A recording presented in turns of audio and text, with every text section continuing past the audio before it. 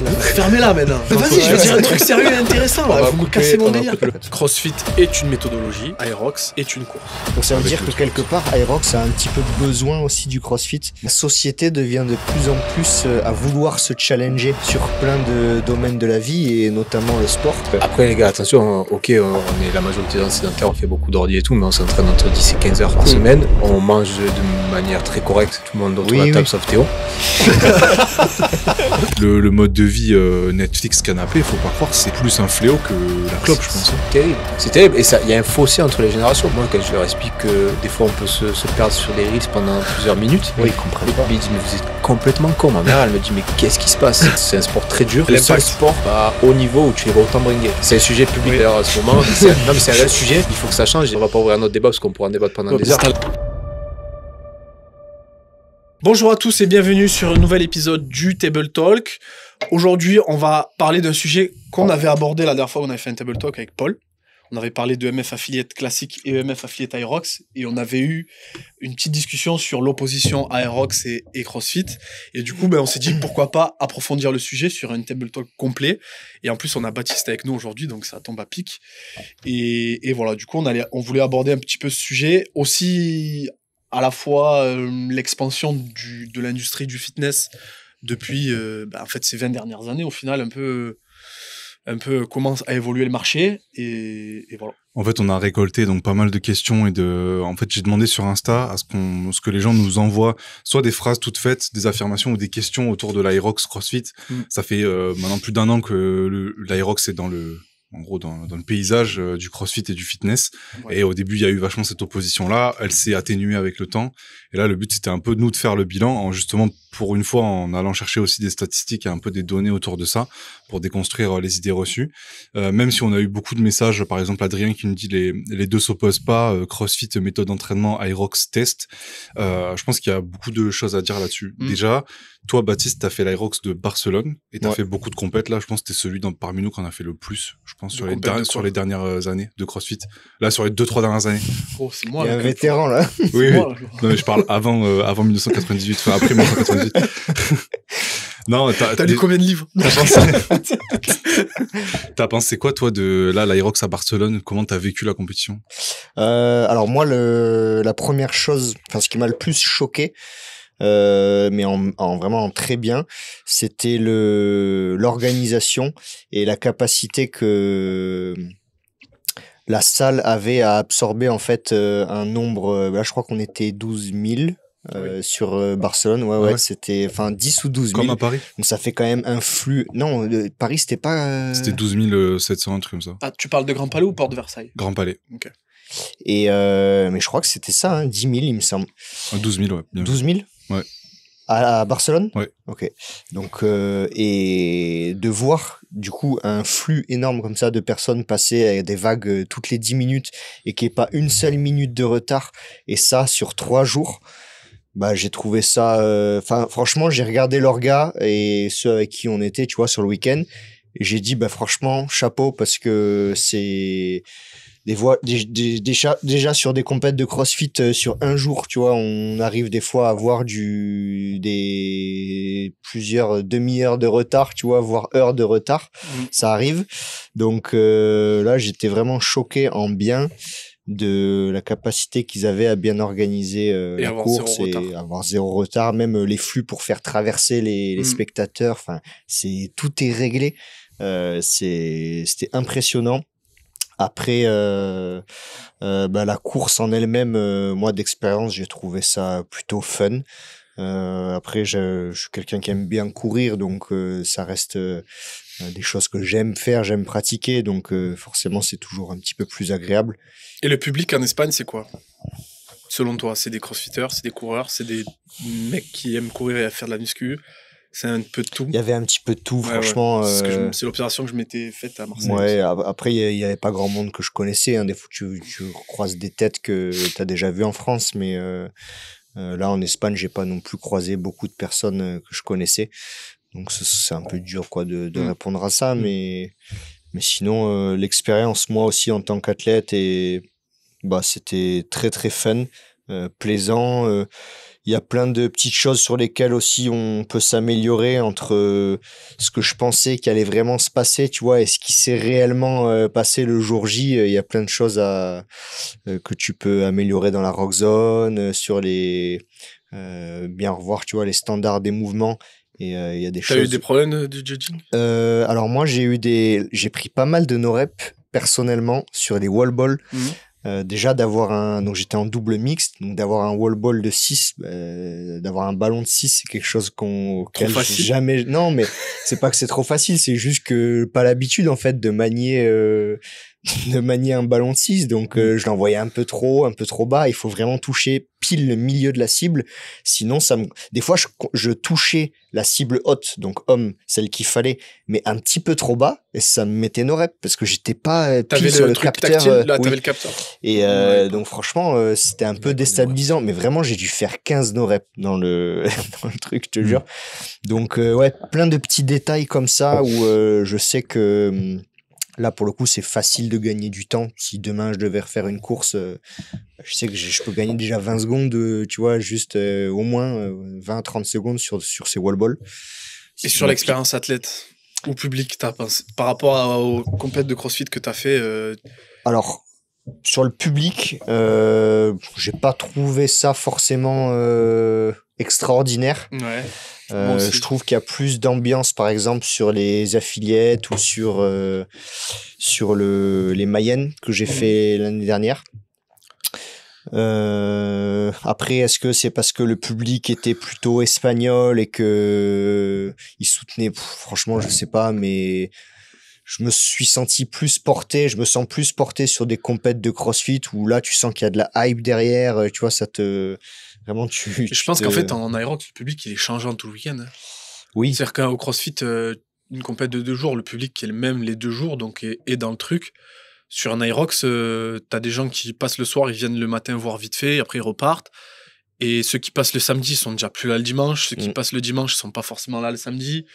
Et je pense que c'est surtout ça. Et puis, compète de CrossFit, t'as le gradin et en face le floor.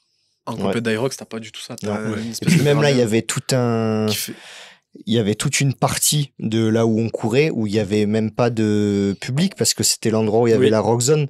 Donc au final, t'avais qu'une ligne droite en fait où il pouvait y avoir du public qui était au bord d'une barrière.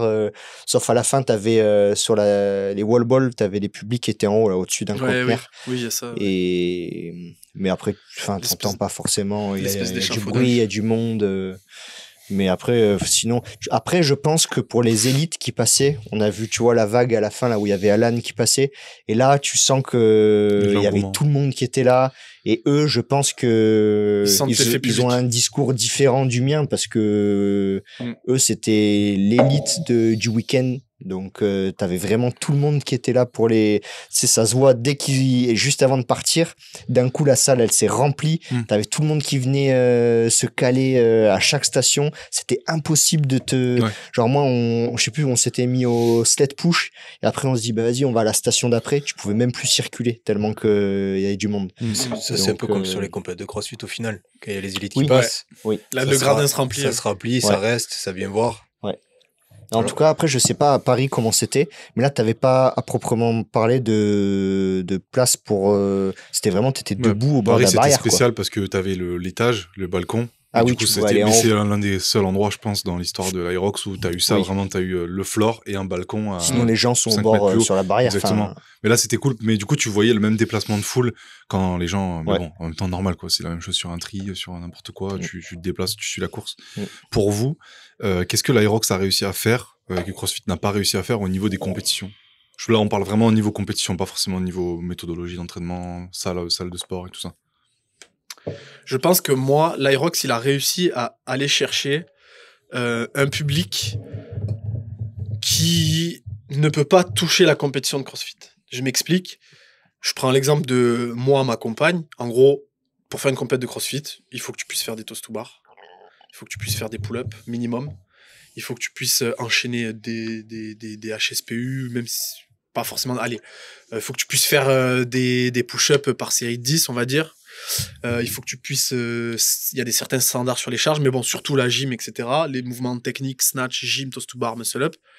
Et ça, il y a un gros public qui va dans les box de CrossFit ou qui n'y va pas, hein, qui peut pas toucher, on va dire, à ça au CrossFit, et qui, du coup, ont quand même envie d'avoir cet objectif et se dire, ouais, moi, je me prépare pour telle course ou pour tel objectif, qui ne peuvent pas l'avoir en CrossFit et qui l'ont en Aerox.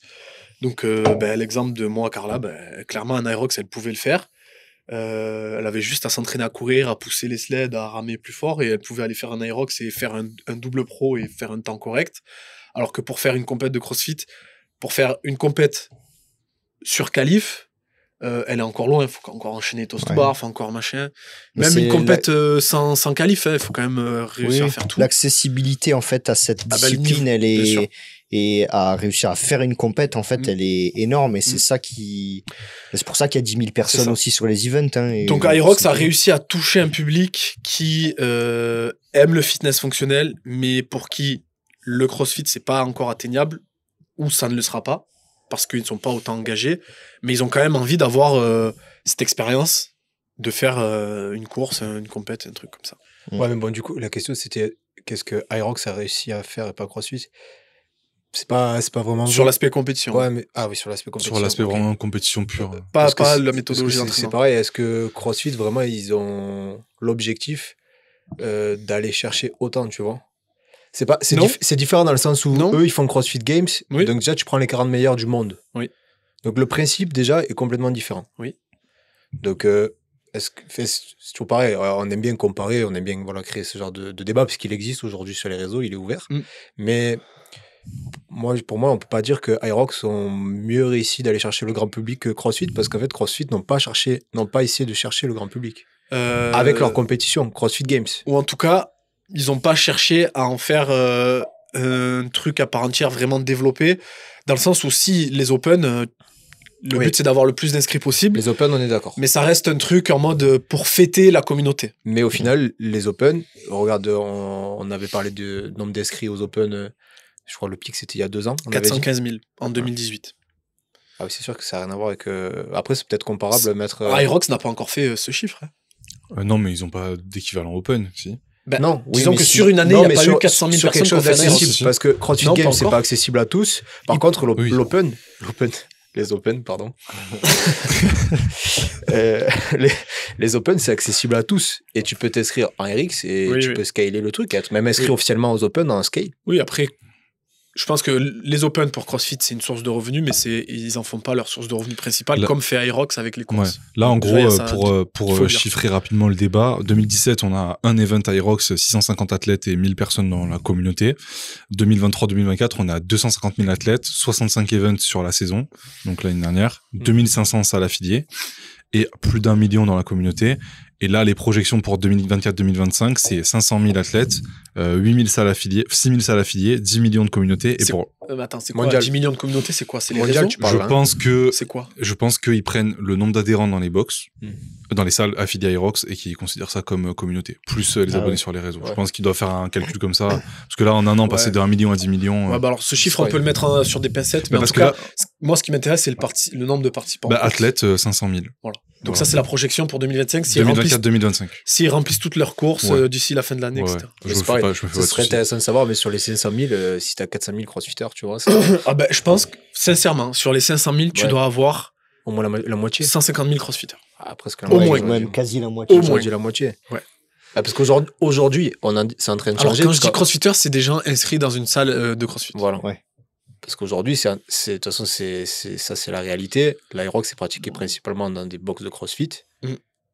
Des salles sont en train d'ouvrir pour faire seulement de l'Aerox, mais c'est aujourd'hui une minorité encore en France. Oui. Je parle après. Après, on peut poser le débat du fait que CrossFit, poser l'acquis dans le débat, dans le sens où CrossFit, c'est une méthodologie d'entraînement avec des principes.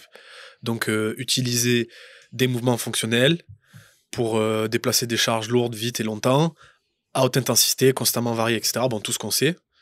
Je ne vais pas étaler ma science maintenant. Ta science. Donc la méthodologie avec tous ces principes. C'est Glassman. C'est moi. On a la chance de l'avoir aujourd'hui en podcast. Calme-toi. Je monte sur la table. Donc on a CrossFit, la méthodologie. Et Aerox, c'est une course. Oui. C'est pas une méthodologie. C'est une course, mais quand leur méthode, qu'on met en place une méthode. Ben moi, je veux bien que quelqu'un m'explique c'est quoi la méthodologie Aerox. La course, elle est facile à définir. Mais la méthodologie, c'est quoi la méthodologie Aerox? Est-ce que quelqu'un peut me le dire? Parce que moi, j'ai cherché, j'ai pas trouvé. Bah après, il y a quand même un système qui est mis en place quand tu vas sur leur site avec le principe des différents entraînements, que ce soit, on en a un petit peu parlé, parce que nous, c'est quand même inspiré de ça pour faire la prog affiliate, Aerox, Oui. mais avec du coup l'Endurance Day, le Complete Oui. Day, le Power Day. Oui. Alors, est-ce qu'on peut parler de méthodo? C'est peut-être un peu fort comme mot, mais il y a quand même une structure qui est mise en place pour cet entraînement. Ok, mais le principe, la majorité des principes sont pris de déjà la méthodologie CrossFit. Enfin, ça découle de la méthodologie. Plus polarisé que la méthodologie CrossFit, on va dire, vers l'effort long. Ouais, mais t'as quand même le truc de pousser un sled et courir. Oui, mais faire des squats et t'enlèves courir. la gymnastique, t'enlèves l'haltéro. Voilà. Mais oui, t'enlèves le skills. Mais... T'enlèves le skills. Moi, par rapport à la question, qu'est-ce que CrossFit a réussi, qu'est-ce que l'Aerox a réussi à faire que CrossFit non? Ben, je pense que ouais, l'accessibilité aux compètes, c'est un point clé, mais c'est surtout qu'ils ont rendu vraiment dans le marketing, on pousse toujours à avoir des messages de plus en plus clairs et de plus en plus limpides, à diminuer le nombre de mots, le nombre de complexités et tout. Et là où l'Aerox a vraiment réussi, c'est qu'ils ont réussi à rendre une course ultra simple, ultra claire, Oui. et du coup les gens n'ont pas de mal à se projeter sur l'événement. Là où pour une compète de CrossFit, tu peux avoir des gens qui sont depuis 3 ans dans une box, mais qui vont jamais se projeter sur une compète parce qu'ils sont pas sûrs et certains de ce qu'il va y avoir. Mais c'est volontaire. Mais c'est volontaire. Oui, Mais même oui. s'il y a des standards et tout ça, ils sont pas sûrs. Et là où Aerox a réussi, mais en fait, ils ont réussi comme le triathlon ou l'Ironman a réussi. En soi, Oui, c'est comme juste plein une de course, sports, comme plein de tu sports, vas courir exactement. un 5K, tu sais que ça sera 5K. Exactement. Et... Mais vu que là, on est sur le même public, là où ils Oui. prennent des parts de marché sur les compètes par rapport à CrossFit, c'est ça. C'est parce que les gens arrivent à simplement C'est un définir. peu comme si tu t'inscrivais sur un WOD en fait. Tu vas à une Exactement. compète et tu t'inscris Genre sur un WOD long. gauntlet, tu vois. Ouais, Un et gauntlet, tu sais Mais ce que ça va être. Est-ce que vous connaissez, nous qui sommes un peu sur le terrain, vous connaissez des gens qui faisaient des compètes de CrossFit, que ce soit sur qualif, sans qualif les week-ends dans des box, etc., qui ont arrêté les compètes de CrossFit pour faire que de l'Aerox? Non, pas du tout. Toi? Non. Non, des je- crossfitters, non. Par Et contre, après, je sais pas si toutes les salles, enfin, je pense que dans toutes les salles affiliées Aerox, du moins en France, c'est toutes aussi quasiment des salles affiliées CrossFit. Oui, c'est clair. Oui. Et Non, mais je du coup- sais pas sur le nombre de box affiliées Aerox, combien il y en a qui sont que Aerox, et est-ce que ça marcherait si elles étaient que affiliées Aerox? Non, mais t'en as plus qui n'ont que l'affiliation. De toute façon, elles ont toutes débuté avec. Donc ça veut avec dire le que truc quelque CrossFit. part, Aerox a un petit peu besoin aussi du CrossFit Ouais. pour se faire ses... Non, mais ça c'est sûr. Mais par rapport aux parts de marché, je pense qu'il y a plein de gens du coup qui ont un peu un espèce de budget ou de crédit compétition à l'année. Ils vont pas faire Oui. 75 compétitions. Et le truc c'est que le week-end d'Aerox, au final, dans leur budget, enfin économiquement, prend autant d'argent qu'une compète de CrossFit au final. Ouais, ouais. Inscription, hôtel, déplacement et tout. Et même niveau temps, bah tu dis moi je fais 3-4 compètes à l'année. Maintenant bah je fais 3 compètes de CrossFit, un Aerox, 2 Aerox, 2 compètes de CrossFit. Et petit à petit ça prend de la place là-dessus. Et vu que le format est beaucoup plus accessible et beaucoup plus sexy, en mode tu vas, tu fais ta course de 1 heure, après t'as fini, bah ça va. Moi je pense que ça va continuer à grappiller là, du moins sur cette année, l'année prochaine, des parts sur les compétitions. Sachant que dans le CrossFit, on a d'autant plus de compétitions qui arrivent. En plus, genre tout le monde lance sa compète et Elles ça sont devient de toutes plus en en plus pleine, compliqué. Ah bon? Oui. Ah. Elles sont toutes en pleine, gros. Les compètes de CrossFit? Ben oui. Ah, c'est de plus en plus compliqué de remplir. Ah, c'est souvent plein. Hein. Il y a beaucoup de compètes. Après, ça dépend. Tu parles de quel type de compète? Voilà. Parce que déjà, c'est même pas Non, homogène. je te en parle fait. des compètes Locales comme ça, aussi. les compètes locales. Sans Ok. qualif, il y en a Compètes de c'est vrai quartier, que comme on dit. Il y en a... Ouais, ça c'est très dénigrant d'ailleurs. Il y a Non, mais des c'est compètes de qui qui avait dit ça déjà? Il y en a beaucoup. Pleinement C'était utilisé JB. ce terme. Dans un reel, il avait dit ça. Il a dit ouais, si tu veux faire les compètes de quartier, ça va. Alors, Après, c'est pareil. moi, les compètes de quartier que je connais, elles sont tout le temps pleines. Non, c'est- Là, ce week-end, j'étais au Cast Contest, c'était plein. Oui, mais ok, d'accord. Il y en a C'était une plein. sur 350. C'était plein. Ah non, il y a. UT, c'est plein, Il y a du monde, ouais. tu vois. Je pense que petit à petit, ça va prendre des parts. Moi, je pense pas. Hein. Moi, je ces compètes-là. Alors, moi, ma théorie, c'est que en fait, Aerox vient pas prendre des gens à CrossFit, c'est que juste que la part du gâteau, la taille du gâteau augmente. Donc Aerox prend les parts du gâteau qui viennent d'apparaître sur le marché. Dans le sens où, avant, soit t'allais en salle de muscu et t'allais faire tes jogging, soit tu faisais du CrossFit. Aujourd'hui, t'as Le gars qui fait muscu et qui aime bien courir et qui n'a pas forcément envie de faire des snatchs, qui n'a pas forcément envie de faire des muscle-up, qui n'a pas forcément envie de faire des butterfly, mais qui aime quand même faire du fitness, mélanger les modalités, on va dire, il a l'offre Hyrox qui s'offre à lui qui n'existait pas avant. Et moi, je l'ai vu, je l'ai observé chez des forces de l'ordre que j'ai coachées, quelqu'un que j'ai préparé pour le GIGN, des pompiers et tout. En fait, ils adorent le CrossFit, mais ils détestent faire des snatchs, ils aiment pas faire des butterflies, ils estiment qu'ils en ont pas forcément besoin, qu'ils y trouvent pas un grand intérêt par rapport à ce qu'ils aiment faire et leurs besoins. Et en fait, l'Aerox, c'est pile poil ce qu'il leur faut. Ouais. Il faut courir, il faut être bon en course à pied, il faut pousser un sled, il faut parce qu'ils gardent du renfort faire des aussi burpees, à côté. voilà, ils gardent leur force à côté, leur développé couché, leur squat et tout. Et en fait, je pense juste que c'est un nouveau public, c'est-à-dire que t'as les crossfitters qui vont tester les courses d'Aerox parce qu'ils peuvent pas faire des compètes de crossfit, ou même les crossfitters qui peuvent faire des compètes de crossfit, hein. Ils vont tester des Aerox, et ce public-là dont je parle, qui a connu le crossfit, qui en a fait un peu, et qui du coup voit Aerox apparaître, et leur dit mais en fait c'est parfait pour moi. Ouais. Non, et puis moi je suis d'accord, hein, sur le fond. Et puis comme tu dis, Baptiste, du coup le niveau, c'est un peu comme Amazon qui arrive et qui met le one day shipping en place pour tout le monde. Ça relève le niveau d'exigence, dans le sens où quand tu vas à un Aerox, ça dure 3 jours et c'est ultra carré partout. Et du coup quand t'arrives en compète de CrossFit et que c'est pas autant carré, tu le vois d'autant plus mal. Là où avant t'étais un petit peu plus clément et arrangeant là-dessus. Après, ce qui est... Enfin, ils ont réussi quand même à faire une méthode où tu peux, enfin une course du coup, où tu peux amener 10 000 personnes sur un week-end avec du matériel. Et ça, je connais pas beaucoup de sports qui arrivent en dehors, parce que je pense sur des marathons de New York, marathons de Paris, je sais pas combien, j'ai pas les chiffres, mais à mon avis, ça brasse, énormément de personnes. Mais tu n'as pas besoin t'as juste besoin, entre guillemets, de la route. Enfin, t'as pas de matériel. Là, je trouve, c'est quand même assez exceptionnel d'avoir 10 000 personnes, avec, le matos qu'ils ont, quand même. Les ballons, les rameurs, les skis, les sleds, les poids, etc. Et que tout soit millimétré. Enfin, je trouve ça exceptionnel, en vrai. C'est incroyable. Et selon vous, qu'à CrossFit, que Aerox ne réussira jamais à faire? Parce qu'on peut retourner la question dans l'autre sens aussi. Genre, qu'est-ce que Aerox a réussi à faire que CrossFit n'a pas réussi, mais qu'est-ce que CrossFit a réussi à faire qu'Aerox ne réussira jamais à faire? C'est un peu des projections. Tu veux dire dans le futur ou là, dès maintenant? Dès maintenant ou dans le futur. Je pense que moi clairement, le potentiel, enfin l'impact qu'a eu le CrossFit dans l'industrie du fitness et de la prépa physique, ça, Aerox ne l'aura jamais.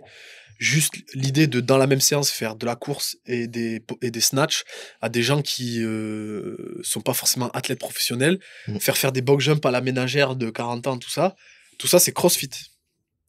Aerox a découlé de ça, a découlé de ce changement, on va dire, dans les perceptions des choses, mais ça, c'est CrossFit qui l'a fait. C'est vrai. C'est vrai. Alors, il y en a qui diront non, CrossFit, c'est juste une marque, ils ont juste pris le truc, machin. Ok, si vous voulez, mais ils ont quand même établi les définitions de qu'est-ce qu'était le fitness, les définitions de qu'est-ce qu'était un mouvement fonctionnel, les définitions de qu'est-ce qu'était work capacity, tout ça. Donc, ça, je pense que l'Aerox ne l'aura jamais, dans ce sens-là. Et en fait, je pense qu'il y a juste un changement dans les mœurs sur la manière de pratiquer le sport. Ça, c'est une réflexion que j'ai un peu, que je vois. Parce qu'en fait, en allant au Cast Contest, j'ai vu des pères de famille de 35 ans faire une compétition de 2 jours avec tous des enfants et tout machin et se régaler. Et je me disais, mais en fait, moi, quand j'ai commencé le CrossFit, il n'y avait pas ce public-là. Et je me suis posé la question. Et en plus, ces mêmes garçons, hommes, je peux citer leur prénom, on fait aussi l'Aerox de Valence, etc. C'est-à-dire qu'ils font des Aerox, mais ils font aussi les Cast Contest, ils font aussi... Et qu'est-ce qui a fait... Quel changement a été opéré dans les mœurs pour que le père de famille de 35-40 ans fasse ça? Qu'avant... moi, je me rappelle, à l'époque de mon père, il allait au squash, quoi. Tu vois. Et tu y allais 3 mois et ça te saoulait et t'arrêtais, quoi. Ouais, mais le sport faisait pas partie aussi intégrante de la vie quotidienne, quoi. C'était un truc, soit t'étais sportif, soit tu l'étais pas. Il y avait pas de... Tu ajoutes ça à ton quotidien. Ouais, puis le père de ton père à 35-40 ans, moi, c'est pareil, il allait pas dans des salles de fitness. Non. Parce qu'il y en avait beaucoup moins. Après, on peut faire le parallèle avec les chiffres, justement. C'était moins dans les mœurs. Et l'expansion depuis 20 ans des salles de fitness, que ce soit Basic Fit, pour pas les citer, et d'autres salles, mais il y en avait beaucoup moins. Ça se faisait pas. C'était le gars qui faisait du body et t'allais dans une salle de fitness, C'était musclore qui te chargeait, quoi. Oui, c'est vrai. Un petit peu, j'exagère. Tu prenais de la whey. Ouais. Tu prenais de la whey, t'étais pas si dopé. vieux, mais malgré tout, ça... pas loin, quoi. Ouais. En 2005, il y avait 2000 salles de sport en France, enfin moins de 2000. Aujourd'hui, on est à 5900 établissements et ça fait que grandir avec toutes les franchises qui arrivent en plus, Basic Fit, On Air Fitness et tout. Vous pensez que justement ce développement-là, il a aidé à mettre plus de gens au sport? Mais est-ce que c'est... Est-ce que c'est le parce qu'il y a plus de salles, il y a plus de gens qui font du sport, ou est-ce que les mentalités ont changé Les deux vont et ensemble. ont permis l'ouverture de salles? Les deux vont ensemble. Après, les gens ont plus accès. Donc, ils y vont plus. Après, c'est pareil, il faut faire attention aux chiffres parce qu'on le sait, Basic Fit, ils aiment bien surfer là-dessus. Il y a un nombre d'abonnés énorme, mais de pratiquants réels Oui. sur du minimum, on va dire, une pratique sérieuse. Donc, on va dire 2 à 3 fois par semaine. On parle de santé, là, et pour bouger. Est-ce que c'est la majorité? Ça, c'est encore d'autres chiffres, il faudrait mettre en parallèle. Mais, puisque sinon, on peut en parler aussi par rapport aux chiffres. On a cherché un petit peu sur le surpoids et l'obésité depuis ces 20 dernières années, puisqu'aujourd'hui, on est sur du quasiment 30% en France de la population. Et En surpoids. En surpoids, pardon. Faut pas se tromper. Genre toi, t'es en surpoix, tu vois. Ouais. Moi, si on prend l'IMC, je suis en surpoids. Oui, si on prend l'IMC, t'es un C'est réel. Mon petit frère, il est obèse. C'est réel. Mais du coup, il y a une croissance. Précise quand même qu'il joue première ligne en rugby. Deuxième ligne. Deuxième ligne, pardon. Et du coup, les chiffres des salles accroissent. Mais du coup, il y a plus de pratiquants, mais on est quand même sur une population qui est 30% en surpoids. Donc, c'est énorme.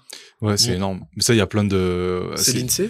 Ouais, il y a plein de choses qui peuvent expliquer ça. Bon, déjà, il faut savoir, les Planet Fitness, vous voyez la salle violette là, aux États-Unis, c'est 92% de taux d'abstention, entre guillemets, dans le sens où tu as 92% des gens qui viennent moins d'une fois par mois.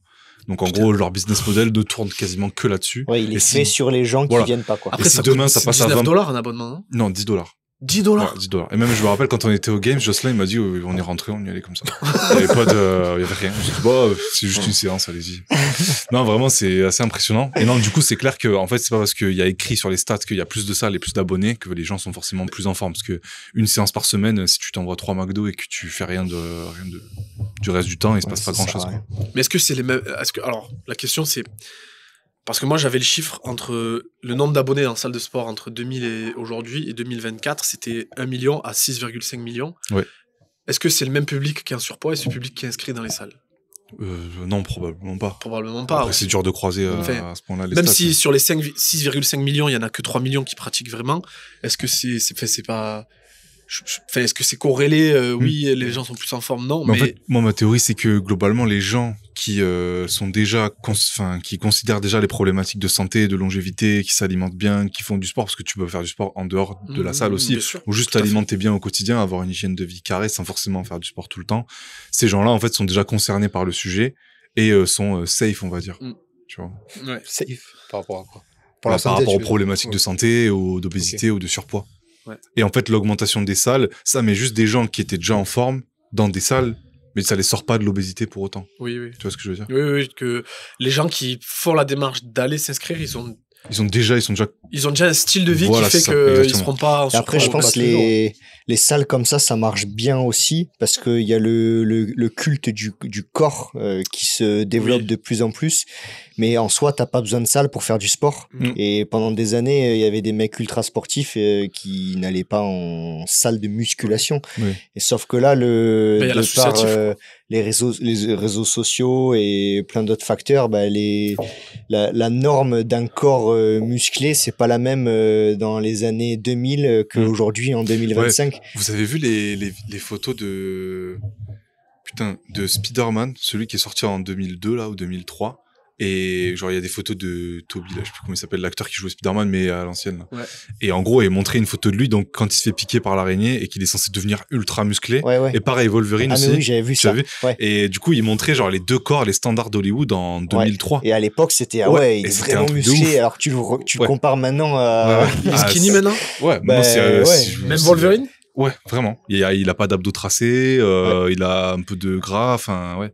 Et à l'époque, c'était censé être les standards les plus élevés. Je pense que les salles de sport aussi, du coup, il y en a de plus en plus et ça marche bien aussi parce que les gens ont envie d'être en bonne santé, bien dans leur peau, tout ça, mais ils ont aussi envie, je pense, de plus en plus par rapport à avant, d'avoir un corps qui ressemble à quelque chose. Et je pense que comment dire, l'esthétique d'un corps, ça devient important pour beaucoup de personnes, plus qu'il y a 20 ans où les gens faisaient du sport juste pour être en bonne santé. Maintenant, ils font du sport pour être en bonne santé, mais aussi pour, je pense, avoir un physique plutôt propre, quoi. Ouais. Après, il y a une part de ça, mais ça explique pas tout, parce que moi, j'avais la stat, en 2003, il y avait 42 000 participants à un Ironman. En 2024, on est monté à 200 000. Ironman, c'est le truc le plus dur en endurance, quoi. C'est des courses de 8 heures. Donc, ça veut dire que même là, il y a eu une expansion x4, quoi. Donc, il y a une part d'esthétique. Et c'est pas un sport qui donne un beau corps. Non. Ouais, non. C'est des gens qui sont quand même... skinny. Ouais, mais bon... Enfin, c'est un sport d'endurance, quoi. C'est un sport... Ils sont en bonne santé, ils sont fit, mais c'est sûr que c'est pas des... Après, je pense qu'il y a... Alors, le public qui va en salle de sport, il y a l'enjeu esthétique qui joue. Mais je pense qu'aussi, il y a une part de... Vu qu'on s'est sédentarisé, tertiarisé, il y a le truc de... Avant t'étais soit paysan, donc tu cultivais la terre, ou soit t'étais ouvrier, t'allais à l'usine, donc tu produisais un objet. Maintenant, il n'y a plus trop ça, vu qu'on est en mode société de service, et du coup, t'as besoin de... Il y a quand même le besoin d'avoir l'impression de produire quelque chose, il existe toujours. Et du coup, au lieu de cultiver la terre, on cultive son corps avec l'esthétique machin, ou alors avec les sports d'endurance comme l'Ironman, le marathon de Paris. Même le marathon de Paris, les chiffres ont triplé en 10 ans. Pas autant, au final. Ah ouais? Là, mais les semis, je crois, c'est les semis. Semi-marathon 30 000 en 2010, 48 000 en 2024. Mais peut-être que ça a augmenté plus pour le marathon. Ouais. Du coup, il y a ce truc de... avant, tu cultivais la terre où tu étais à l'usine et tu travaillais. Et quand tu sortais, tu n'avais pas envie d'aller faire ta séance de sport. Maintenant, vu que c'est pas tangible ce qu'on produit au travail, il y a ce besoin d'aller le cultiver ailleurs. Et peut-être dans le sport, c'est un moyen de catharsis, on va dire. Ouais, je pense qu'on a popularisé ce que tu avais mis dans tes recherches, là, le projet, en fait. Ouais. Chacun a son projet qui dépasse sa fonction... Ça fonctionne du travail, en fait. Ouais. Chacun a son petit projet annexe. Et après ça, c'est pas... Tu le vois dans les bio Insta. Hein. Ouais. Les gens qui font un sport, ils vont mettre crossfitter, Irox ou Ironman. Ouais. Non, mais l'Ironman, je pense que si t'avais pas le droit de diffuser quelconque image de ton Ironman, il y aurait pas 400 000 personnes qui le feraient. Je pense vraiment que c'est tellement dur. L'Irox aussi? Oui, et l'Irox aussi. Non, mais tout, vraiment tout en général. Je pense que les réseaux et la médiatisation de ces sports-là, mais qui ont aussi joué là-dessus. Hein. L'Irox, c'est une machine marketing de fou. Le process quand tu finis d'aller devant l'écran, d'être dans la zone Red Bull où tu peux accueillir avec tes potes et tout. Ouais. Ça, c'est un truc de fou. Enfin, c'est trop bien fait. Le patch, si t'as fait 100 wall ball unbroken, fait tous ces trucs. Ouais. Non, mais c'est trop bien fait pour le coup. Et là, vous avez vu le réel le président d'Ironman qui dit gâchez pas votre photo finish à faire ça sur votre montre quand vous passez l'arche. Genre attendez 5 secondes et faites-le après. Vous avez pas vu ça? Non. Il a dit arrêtez de tous faire ça là. Vos photos finish, vous êtes tous comme ça, comme des débiles. Faites un sourire et vous finirez votre truc 5 secondes après quoi. Et non, mais il y a cette surmédiatisation qui, je pense, motive plein de gens à le faire. Et là où avant, en fait, t'avais envie de le faire, mais c'était un truc niche, quoi, de faire un Ironman. Oui. Maintenant, c'est tellement populaire, voilà, ça fait partie de ton pédigré et ton résumé en ligne. Donc, c'est triste. Non, parce qu'au final, il y a des gens qui le font, donc c'est bien. Ouais. C'est triste. Pas pour les bonnes raisons. Pourquoi tu dis ça? Parce que c'est genre pour l'exposition que les gens font ça, tu penses? T'es un mec négatif. Moi, je pense qu'il y a une part de... Calme-toi. Je sais pas si tu te rappelles la discussion qu'on avait eue avec Pierre Doré qui disait... il y a la motivation extrinsèque et intrinsèque. Ouais. Le mec qui veut perdre du poids pour préparer son mariage, c'est ce qui va l'accrocher au truc. Et puis après, une fois qu'il commence à y prendre goût, il a la motivation intrinsèque qui prend le dessus. Je pense qu'il y a une part de ça. Il y a plein de gens qui se mettent au CrossFit ou à l'Ironman ou à l'Irox ou au truc pour avoir leurs photos sur leur bio Insta et tout. Et après, je pense qu'une fois qu'ils y sont, ils se prennent vraiment au truc et c'est vraiment un moyen de s'accomplir un peu. Mais ça serait peut-être mieux que ce soit dans l'autre sens. Après, la psyché humaine n'est pas faite comme je suis négatif. Ouais, je suis négatif. Oh, voilà. Mais c'est bien, il en faut un. Voilà, Non, mais moi, je suis à moitié d'accord avec toi. C'est vrai. Non, oui, mais c'est vrai. Mais c'est vrai. Mais au final, la finalité, c'est là que je te rejoins, c'est que si les gens le font, c'est positif. Ouais. Alors, s'il faut une photo Insta pour que les mecs fassent des Ironman, c'est bien parce que du coup, après Ironman, on est sur l'extrême, mais on va dire pour un Aerox, quelque chose d'un peu plus accessible qu'un Ironman. Ouais, 10 km. Voilà. C'est bien, ça leur fait faire. Donc, on est content, nous, en tant que que coach. Ouais, parce que quelque part, les gens se bougent et Voilà, au on final, est c'est content. le plus important, quoi. Ils achètent des combis. Voilà. Non, mais c'est vrai, au final, ça fait tourner tout un truc. Après, Ouais, un mec qui toute une fait un industrie, bien sûr. Ironman, Il prend un coach. voilà. Moi, je suis. Il achète un vélo à 10 000 balles. Moi, je suis. Ouais, non, mais oui. Les Là, je pense que baskets l'Ironman, carbone. c'est le sport qui coûte le plus cher de tous. Oui, puis le plus plus que chronophage l'équitation. aussi. Et D'ailleurs, je comprends chronophage pas aussi. comment ça c'est possible en fait normalement tu te dirais un sport qui demande beaucoup d'investissement en capitaux et il devrait pas prendre beaucoup de temps parce que du coup le mec il doit plus travailler pour compléter, tu vois, enfin pour payer. En fait non, ça prend Ouais, c'est pas énormément fait de comme temps ça, et ouais, énormément en fait. d'argent. Ouais. Ah oui, c'est. C'est fou hein. C'est- Les budgets, le même vélo, juste le t'inscrire temps. c'est 800 balles, c'est ça un Ironman? Alors, Ouais, le- c'est ouais, un peu moins. c'est 800 et le 70.3, c'est 400. Alors c'est que tu 500, peux faire, ouais. tu peux faire les mêmes distances sur un non labellisé. Oui, voilà. Ça te coûtera 4 fois moins cher. Et celui d'Hawaï c'est sous liste, sur liste et Ouais. sur Ouais, c'est mais là, très très cher. Il y a Faut se des matchs qualifier, il y a là, des non matchs qualificatifs. Oui, ouais. oui. se qualifier. C'est sur qualif. Mais même si t'es qualifié c'est des milliers d'euros, non? Ouais, ça, je peux pas me J'ai prononcer. pas- je sais ouais, pas. je- Bah, je- déjà, je sais rien que pas les rien que prix, pour y mais- aller avec ton vélo et tout. Ouais. Bah, déjà, rien c'est que pour y billet, aller, quoi. faut avoir un certain niveau, donc un certain Et pour voyager, engagement. tout ça, c'est. Ouais. Non, mais par rapport à ça, moi, je suis d'accord. En vrai, si dans un monde parfait, le but, ce serait que les gens le fassent d'abord pour eux, avant les réseaux. Mais au final, c'est comme en entrepreneuriat et tout. T'as des mecs qui sont motivés par le fait par la concurrence. Oui, c'est la réalité. Voilà. Mhm. Par la concurrence, t'en as qui sont motivés juste pour eux-mêmes et le but, c'est juste d'arriver à ses fins, quoi. Ouais, Ce qui c'est te ça. motive le plus. Mais moi, je suis persuadé que l'avènement de l'Irox garde les gens plus longtemps dans les salles de CrossFit, dans le sens où avant, les gens venaient dans les salles de CrossFit. Ceux qui pouvaient pas faire de compète parce qu'ils avaient pas le niveau et qui voulaient on va dire leur goal standard eux, c'était juste avoir un beau corps et perdre du poids, etc. Ben, au bout d'un moment, ils perdaient un peu de sens dans leur pratique. Ils s'ennuyaient parce qu'ils faisaient juste les groupes classes sans vraiment avoir de goal.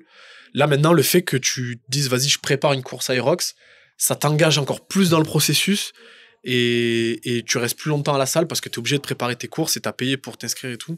Moi, je le vois avec Séverine. Elle faisait des classes depuis 2-3 ans. Elle a 53 ans, c'est quelqu'un qui aime beaucoup se challenger. Le CrossFit, c'était pas possible pour elle. L'Irox, ça a changé sa personne. Et elle a jamais été aussi fit. Hein. Ah oui, oui. Vraiment. J'ai hein. l'impression qu'aussi ce qui motive de plus en plus, enfin, que la société devient de plus en plus à vouloir se challenger sur plein de domaines de la vie et notamment le sport. Et au final, l'Irox, vu que c'est toujours la même course, c'est toujours la même, enfin, c'est standardisé, voilà, du début à la fin. Et ben, ça peut être un vrai challenge pour une personne qui veut se dire, ben voilà, moi cette année, mon goal, c'est Irox Barcelone ou Ironman d'Embrun, tu vois. Et tu sais que c'est cette course-là. Alors que tu pourrais dire en CrossFit, cette année, c'est les casteux Throwdown, tu vois, je sais pas ce que Cast c'est. contest. Cast contest. Mais Cast le truc, c'est battle. que les watts de cast contest, ils vont changer tous les ans aussi. Et ce côté-là Oui. d'être super standardisé, que ça va jamais bouger, Tu peux pas te dire. tu enfin, c'est peux te difficile de se projeter dire, ouais. et tu peux te dire, ça va être ça, mon challenge de... Et je veux gagner une minute alors qu'au cast contest, Après, tu peux peux pas. très bien te dire, je veux que mon objectif de l'année, ça soit podium aux Affiliate Battle. Tu peux, mais je trouve Ouais, mais c'est plus le même engagement. c'est plus le même engagement. Et Non, pour oui. des gens de tous les jours, en fait, tout simplement, c'est plus facile de se lancer un challenge comme ça, à se dire, je veux me faire mon Irox, je veux me faire ça, je veux me faire ce triathlon-là. Oui. Enfin, Oui, oui, oui. je le vois différemment. Ouais. Ouais, non, mais le chrono, ça met tout le monde Voilà. sur un même Ouais, standard. sur un pied Je veux dire, d'égalité. tu regardes Alan ou toi, tu vois exactement Oui. le nombre de minutes qui séparent et tout. Ouais. Alors que même les affiliés de battle, même si tu les fais, c'est ton objectif. Personne n'a le même WOD. Ouais. C'est pas les mêmes Et d'une standards. année à l'autre, ouais, tu voilà. peux pas. Ouais. Et même sur un WOD des Open, au final, tu peux vite te retrouver en scale, en Si. vrai, même sur les Open. Ben, les Open, c'était le truc en CrossFit Oui. où tu pouvais vraiment te comparer avec tout le monde. Avant, On a fait un reel sur ça d'ailleurs, Ouais. où tu peux te comparer à Victor Hofer. Ouais, ouais. Donc Non, mais oui, c'est vrai. il y a ça aux Open. Mais ça change aussi Tous les ans. Ça change, ouais, ça change tous Ouais. les ans et c'est pas représentatif. Là, tu peux dire. Alors maintenant, il y a le fameux débat. Là, je parlais avec Mévena et Quentin des Irox rapides, lents et tout. Là, à Berlin, tout le monde a fait un record du monde où tout le monde a fait son PR de 5 minutes et tout. Ouais, il y en avait. Il y a vite fait des Ouais, comparaisons quand comme ça. J'avais vu après. Alan là à Barcelone qui m'avait dit que, par exemple, Barcelone, c'était une salle où tu pouvais bien courir en général. Après, c'est pareil, je pense pense que nous, on le voit pas et des élites, ils Oui, les voient la élites différence regardent, comme un haltéro, il va voir la différence de roulement sur la barre. Nous, on Ouais, verra ouais. pas forcément. Après, t'as la même problématique en course à pied. Hein. Ouais, ça fait partie du sport. Je pense que les gens, il faut qu'ils l'acceptent. Parce que Oui, c'est comme sport mais à le, course. mais le problème, c'est que d'un Aerox à un autre, Voilà, tu peux te oui. qualifier Ça, c'est- et ça, Après, c'est c'est quand même considéré comme minime, des... je pense. Ça, c'est le problème. Ils m'ont dit que Par contre. c'était, genre Berlin, c'était vraiment aberrant. Ah, Il y a ok. des gens qui Ok. qui ont fait des PR de 3-4 minutes. Ah oui, oui. Ouais, bon, là, ouais. C'est aussi pour ça d'ailleurs que sur un triathlon M format olympique, d'une Olympiade à une autre, on compare. Oui, Il ça, n'y a pas de ça, oui, record ouais, du c'est monde sûr. parce que Oui. tu as du C'est pas le dénivelé qui même est différent. parcours, oui. Tu as un courant différent selon le fleuve ou la mer dans laquelle tu nages. Selon après même Plein de choses. s'il y a du vent, Plein de choses. Du la coup, on compare pas. température. La température. Du coup, tu es champion olympique juste. Enfin, juste. Ouais. Oui. Ouais, ouais. Très bien, mais Ouais, voilà. Ouais, aux dernières Olympiades, il disait que ça allait être le marathon un des plus lents parce qu'il y avait beaucoup de D+. Il a fait record olympique. Hein. Ah oui, c'est vrai que si quand même on dit les records olympiques, tu vois. On dit, sur la on course dit à pied. record olympique, on dit. Mais ouais. Entre 2005 et 2025, il y a le nombre de salles a triplé, mais le taux d'obésité a doublé. Vous en pensez quoi de cette stat? C'est dur à lire, mais moi, je pense que il y a un peu de ce que j'ai dit tout à l'heure, dans le sens où ça s'est tertiarisé. Et du coup, il y a une part de la population qui a ce truc soit de se challenger, soit de faire attention à sa santé, qui s'est engagée dans le « je veux pas me sédentariser » et qui, je pense que c'est quelque chose qui se transmet un peu. Moi, je sais que dans ma famille, il n'y a pas eu une année scolaire où je n'étais pas inscrit à un sport, alors que peut-être dans d'autres, non. Et du coup, je pense qu'il y a une partie de la population, je crois qu'en France, en 2024, c'est 80% des emplois qui sont du secteur tertiaire. Donc, je pense qu'il y a une grosse part de la population qui n'est pas rentrée dans cette démarche, ou alors on n'a pas mené les politiques publiques qui permettent ça. Ouais. Donc, je pense qu'il y a une part de ça. Ouais. Il y a une part de. Je pense que c'est en fait les ouvriers, salariés, etc. Les abonnements dans les salles de sport et prendre un nutritionniste, prendre un coach, c'est peut-être pas la première priorité. Je pense qu'il y a de ça. Ouais, après ça dépend les sports parce que je pense que tu vois par exemple le foot. Oui. Après, c'est un autre univers, c'est pas l'univers du fitness, mais t'as pas besoin d'être fils de cadre pour justement, je pense que. Mais le foot, t'arrêtes à 18 ans, quoi. Si on regarde les catégories socio-professionnelles des enfants footballeurs. Mais si tu passes pas pro, 80% des enfants inscrits au foot, ils s'arrêtent. Oui, oui. Donc, je sais pas. Il y a de ça aussi. Le sport associatif, quand tu passes pas pro, tu passes pas le cap de.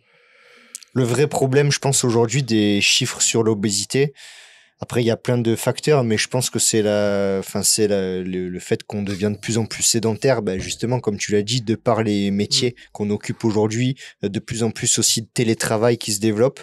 Et ça, mine de rien, tu te lèves le matin, tu bois ton café, tu restes assis sur ta chaise à regarder ton ordinateur. Et c'est valable pour nous aussi. Hein. Et nous, on est complètement sédentaires. Hein. L'industrie agroalimentaire aussi. Oui. Et alors que tu vois, quelqu'un avant, juste le changement du télétravail, les gens, ils marchaient peut-être 10 minutes pour aller prendre le métro. Puis après, ils marchaient 10 minutes pour aller au taf. Puis ils allaient prendre un café entre midi. Ça faisait peut-être au moins 20 minutes de marche, tu vois, dans la journée, mais c'est déjà beaucoup mieux que rien faire. Ouais. Puis c'est ça, c'est aujourd'hui les non-actifs qui sont, comme tu disais avant, du coup, il y avait une activité physique de par ton métier. Là, aujourd'hui, du coup, il y en a qui sont sédentaires à 100% et du coup, zéro sport. Après, c'est toujours pareil, les chiffres sont un peu biaisés parce que tous ceux qui ont accès à ces salles de finesse, qui font leurs chiffres sur ceux qui ne viennent pas. Et puis c'est toujours pareil, quand tu es dans la case obésité ou surpoids, si tu viens à raison d'une fois par semaine, les progrès seront pas au rendez-vous en fait, ou pas assez rapides pour la santé du moins. Donc c'est toujours pareil, à voir à quelle proportion. Et c'est pas parce qu'il y a plus accès à ces salles qu'il n'y a pas autant de gens qui font rien du tout en fait. Oui, puis en fait le problème aujourd'hui, c'est le rien du tout en fait. T'as peut-être des gens qui font rien du tout plus une séance de sport par semaine qui au final ne change rien à part à rapporter 29,99 € à obésité. Et puis c'est vrai que l'industrie agroalimentaire au final ce qu'on mange c'est affolant quand même. Tout à l'heure tu parlais de la famille Leclerc. Ouais. Dans les années 80-70, quand t'allais faire tes courses, t'avais pas accès à tout ce que t'as maintenant. C'était pas autant coloré quoi. Ah, c'était pas autant coloré, non. Et puis c'était pas autant coloré. Non mais vraiment, là je pense qu'ici personne n'y passe dans ces rayons, mais le rayon céréales, mais tu pètes un plomb. Genre. Ah ouais, toi, pètes un tu plomb. passes tout le temps. Non, vraiment, non. J'ai jamais mangé de Mais- céréales. Mais pour le coup, une fois, je suis passé pour aller chercher des trucs de compote, là. Tu vois les couleurs et tout, mais je me dis, mais si t'es pas sensibilisé, évidemment Ah ouais. que t'as envie de les Ah manger. Il y a genre 70 boîtes différentes. C'est de toutes les couleurs et tout. Tu passes dans le rayon riz, pâtes et tout. Après, t'as envie de te tirer une balle, quoi. Tu comprends pourquoi les gens, ils Et les légumes, passent alors, pas trop. encore Ouais, plus. non, mais Et bref, la dernière fois, j'avais regardé, je sais plus sur quel site c'était, mais j'avais vu entre 1970 et aujourd'hui, en 2025, le nombre de cancers en France a doublé. Alors oui, il y a Ça, plus c'est- de population aussi, mais la population n'a pas doublé en France Non. entre 70 et aujourd'hui. Et je trouve ça fou que la médecine se développe, tout ça, et qu'il y ait de plus en plus de gens qui chopent des merdes comme ça. Et tu peux multiplier le chiffre avec le diabète, avec Ouais. le cholestérol. Ouais, ouais. Donc c'est quand même affolant.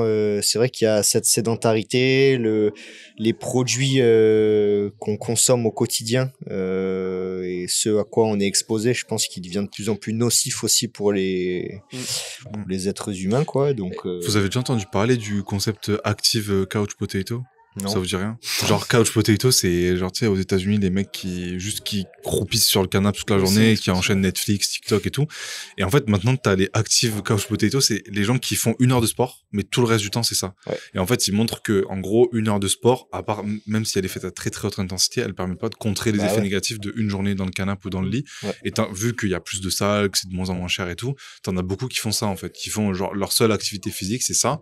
Et c'est pour ça que le concept des 10 000 pas il est autant populaire, c'est que ça permet d'activer ton métabolisme tous les jours grâce à ça et mieux au final qu'une séance de 1 heure de sport. Ouais.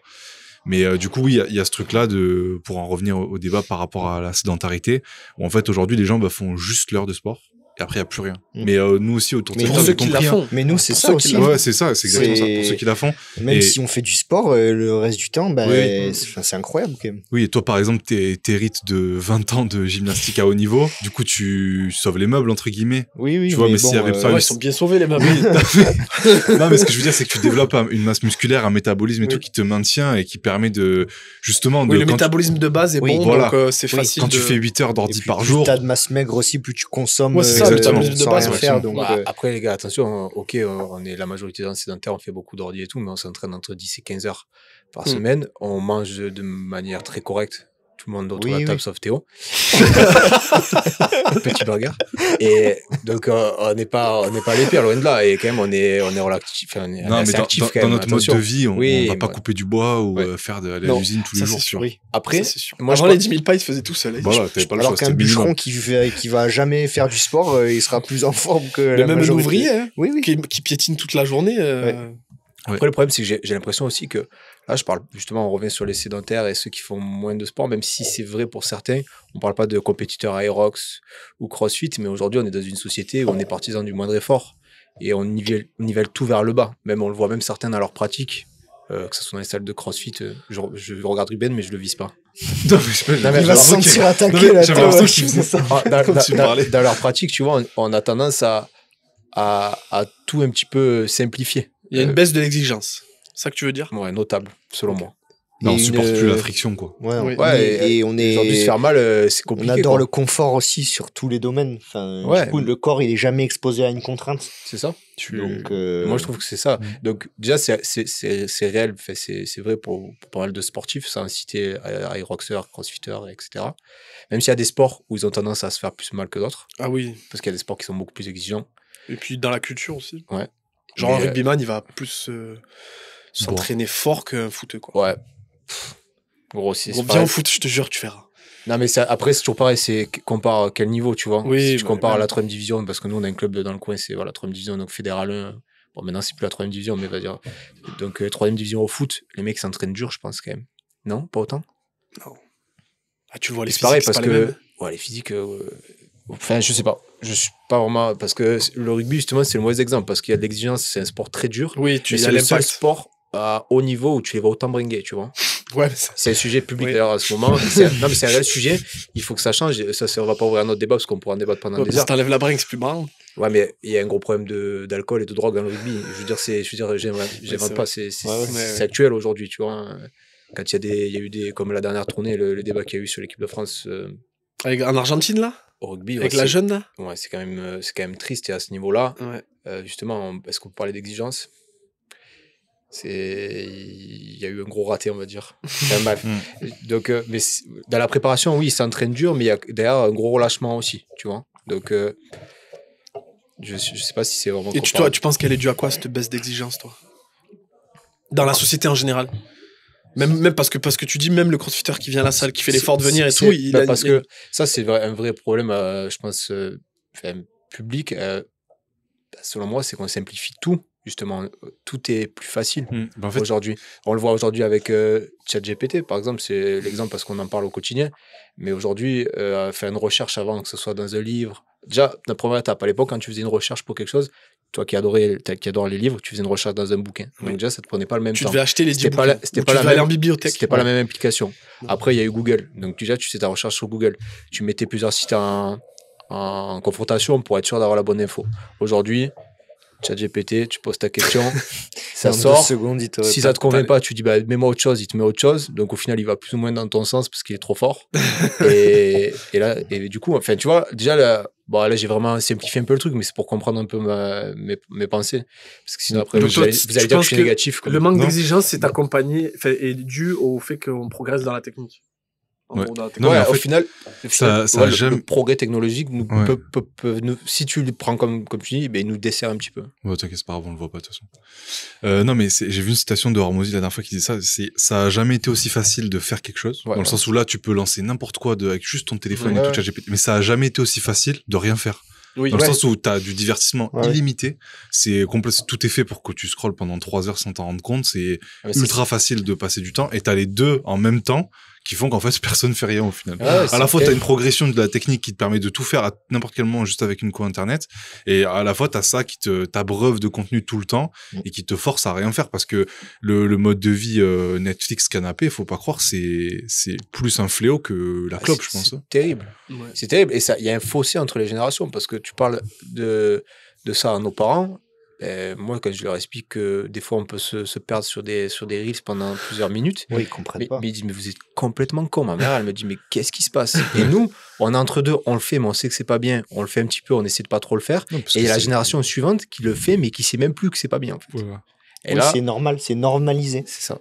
Et du coup, après, on peut en parler pendant des heures. C'est peut-être qu'on est en train de dévier un peu le sujet du podcast, mais typiquement, moi, c'est pour moi, ça fait partie d'un des facteurs qui contribue à l'augmentation de l'obésité. Parce que impossible même tu vas ça fait longtemps là que je suis pas allé, j'ai encore l'abonnement d'ailleurs, peut-être que je l'annule peut-être. Ouais. Quand tu vas à Basic Fit, on l'avait dit une fois dans un truc, mais le 3x12 avec scroll entre les séries ou même scroll intra-série, genre vraiment tu vois moi j'ai déjà vu des mecs qui avaient des trucs, qui tenaient leur téléphone, ils regardaient des vidéos YouTube pendant leur leg extension, tu sais, ils faisaient des séries de 60 reps. Moi j'ai vu des mecs au téléphone pendant leur extension. Voilà.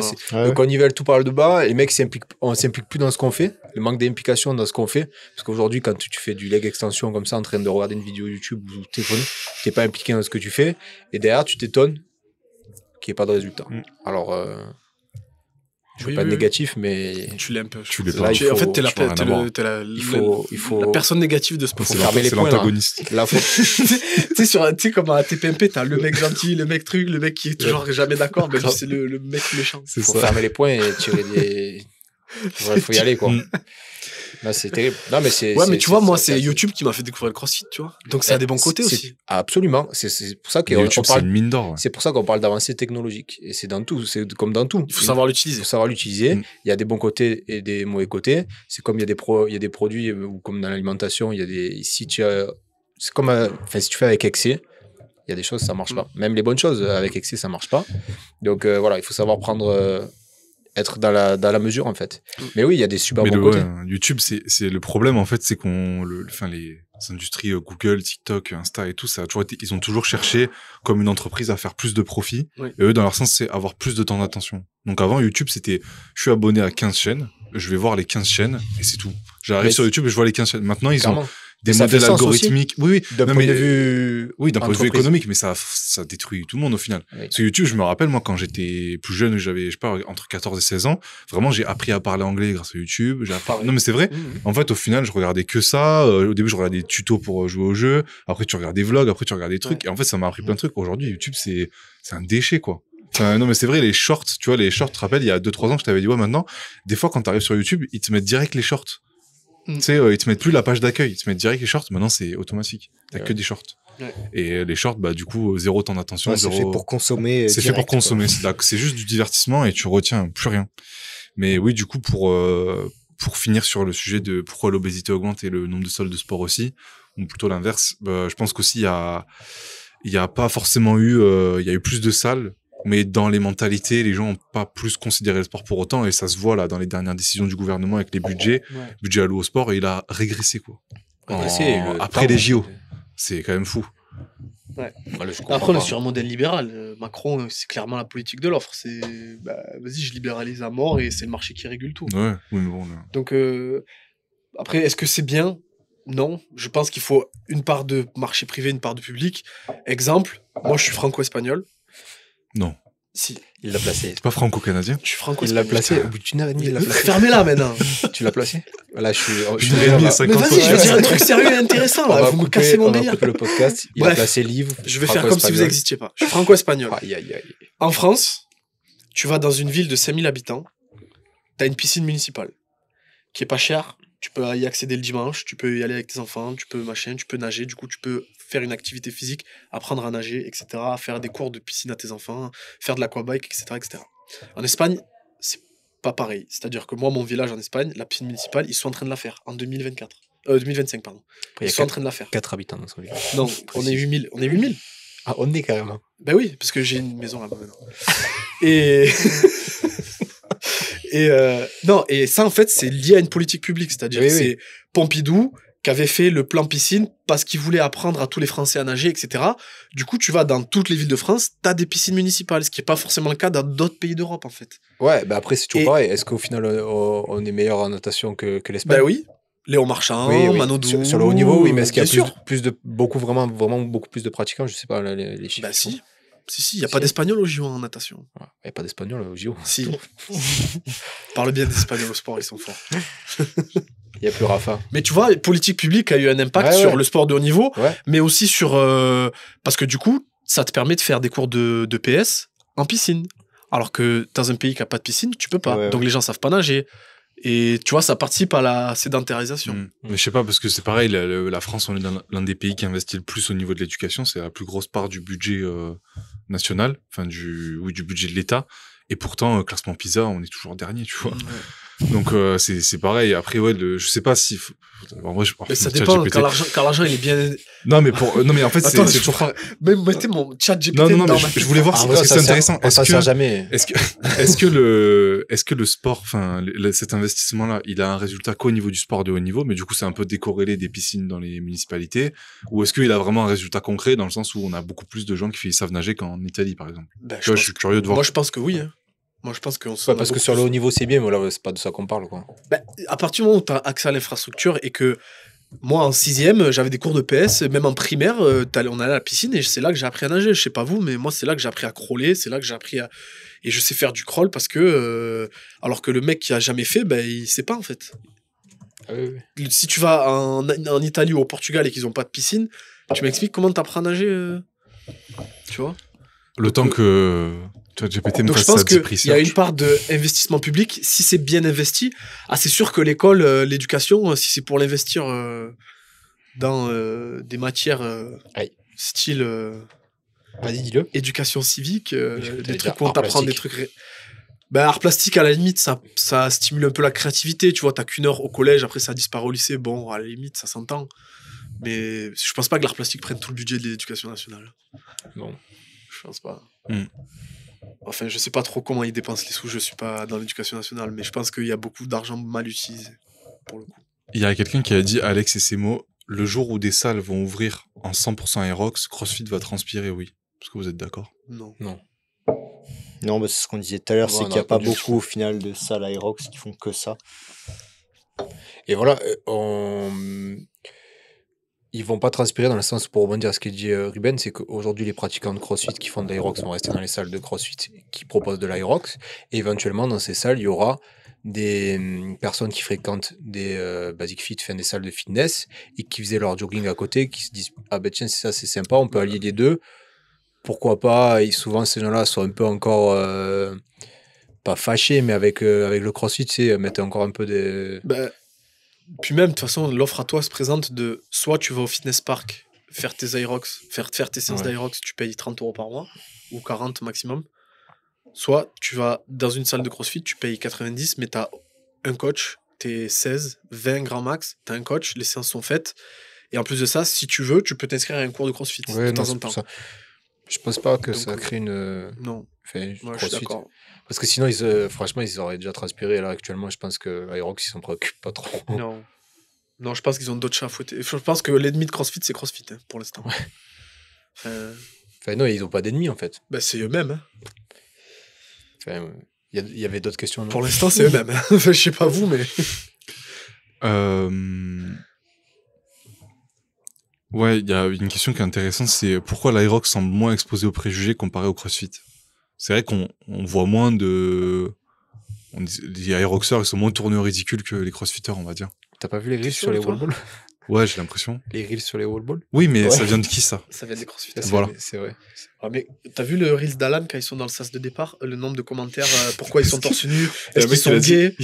Is it mandatory to be gay to play this sport? Voilà, Est-ce que c'est obligé d'être gay pour faire ça? Voilà, donc au final, tu vois, il y a quand même les trolls sont quand même là. Ouais, c'est génial. C'est génial. Moi, J'adore. On rigole. Peut-être qu'ils sont moins exposés aussi parce qu'il y a moins justement de mouvements ultra, c'est peut-être un peu fort, mais ultra technique et des qui snatchs dégueulasses qui tu remet peux pas pas en voir question. quoi. Non, c'est vrai que tu peux pas voir. Enfin, tu peux plus te foutre de la gueule de quelqu'un qui fait un butterfly pull-up dégueulasse que quelqu'un qui court mal. Enfin, Puis les gars, faut le dire, les gens qui sont un peu sensibilisés au sport, ça les énerve que Baptiste soit capable de faire 50 barres muscle-up unbroken. 65, pardon, et capable de courir un marathon. Et à côté de ça, capable de snatcher 120 et de courir un marathon en 1 heure. Semi-marathon. Un marathon en 1 heure, c'était chaud. Non, je voulais dire semi. En moins d'1 heure et demie. Non, 1h39. Ça fait combien de moyenne? 4,40. 4,40, voilà. Donc ça, il faut le dire. Ça crée... Je comprends pas. Ah oui, on en parle. On fait une parenthèse sur ce magnifique podcast. Du coup, sur Théo, tu vas en parler? Non, là, tu comprends son résultat. Ben, gros, 4,40, je comprends pas. T'as besoin d'être à scooter, toi, pour le tenir.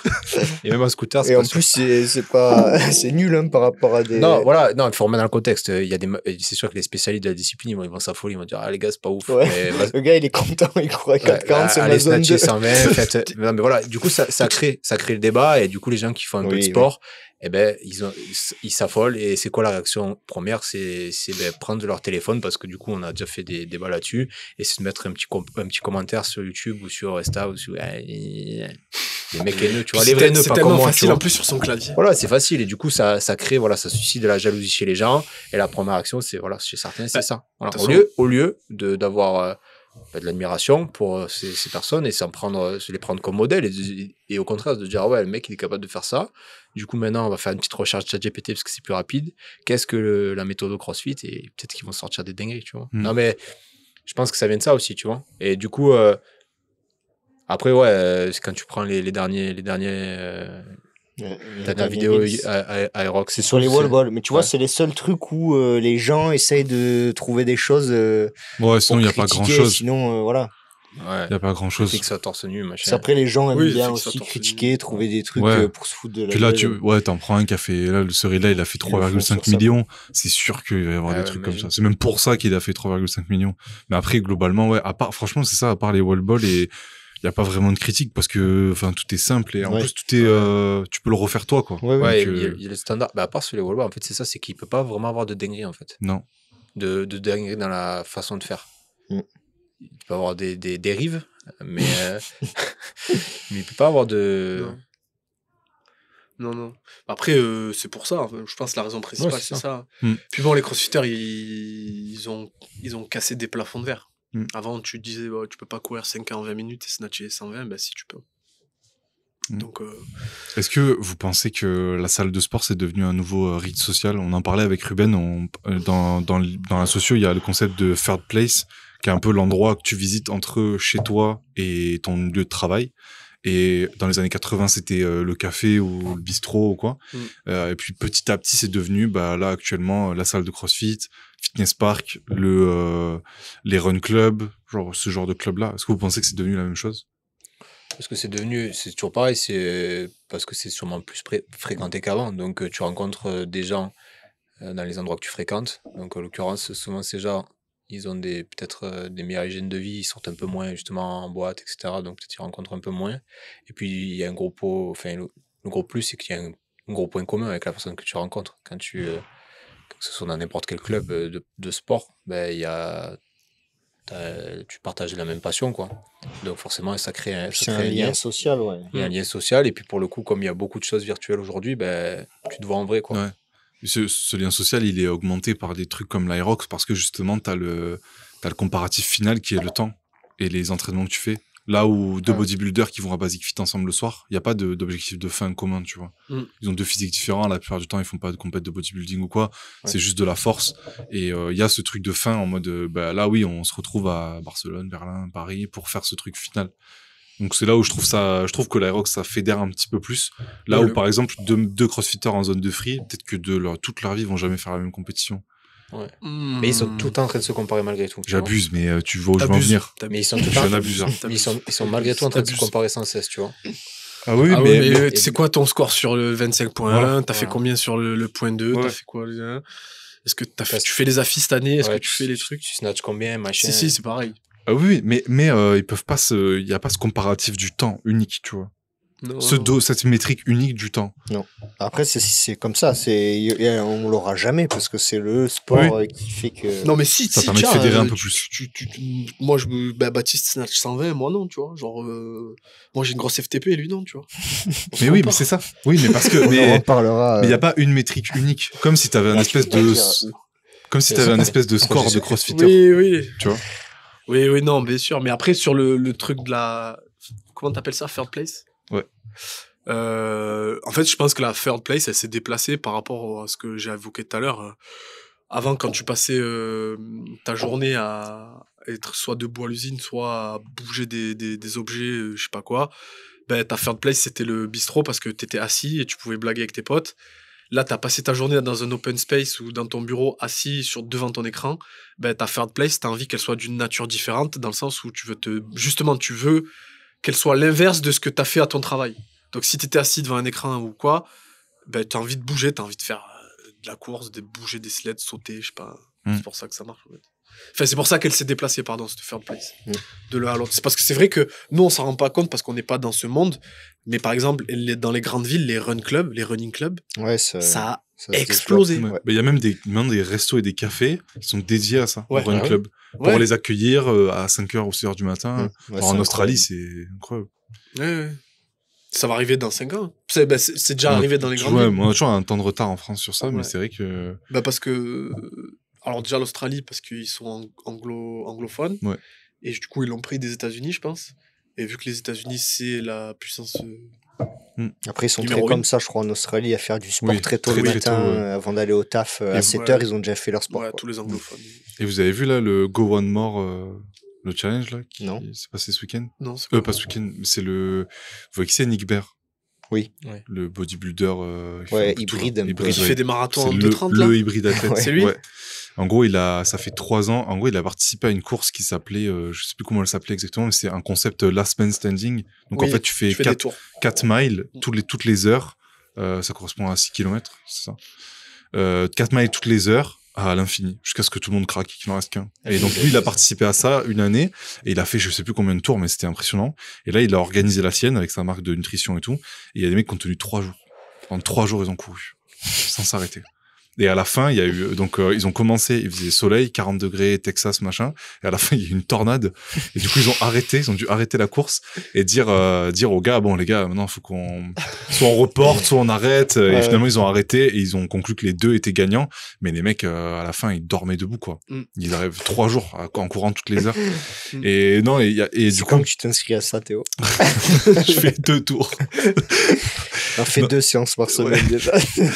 Non, et c'était impressionnant parce que. Laisse-le un peu, t'es sur ses côtes, hein. Ouais, me lâche pas, il a la haine. C'est Paul qui l'a attaqué un peu en début.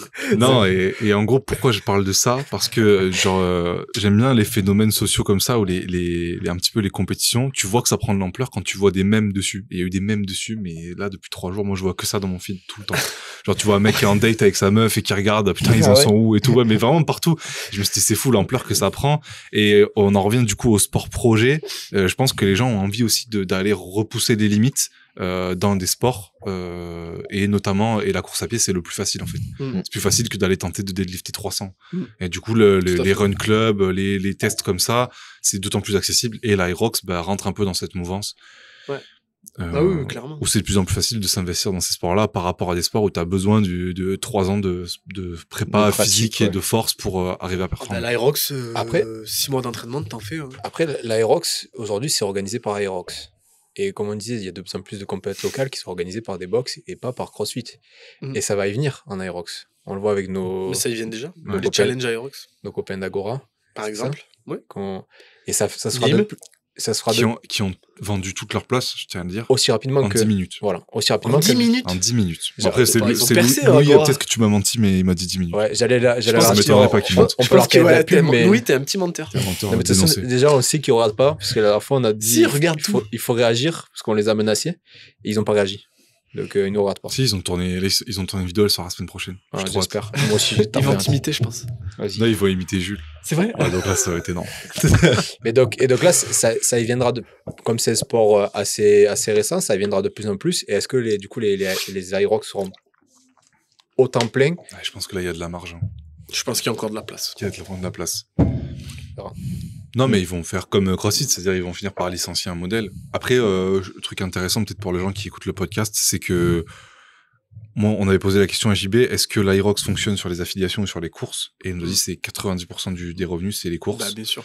Mais c'est intéressant parce que CrossFit, c'est l'inverse. CrossFit fonctionne sur les affiliations de salles et perd de l'argent sur les courses. Enfin, les compétitions. CrossFit est une méthodologie, Aerox est une course. Oui, mais vu que la monnaie est le nerf de la guerre, c'est trop cher. Non, mais en gros, c'est intéressant de voir les différences de modèles économiques parce que tout en découle, en fait, à partir de là. Comment il faut rentrer l'argent. Et du coup, il y a plus de focus sur les courses. C'est vrai que c'est l'opposé. Enfin, il y en a une, c'est sur la course et une, c'est sur l'affiliation. C'est ça. Et oui, il y a de plus en plus de challenges. Là, vous avez vu ce que j'ai repartagé en story, le challenge, ils font un Aerox autour de la piscine, là.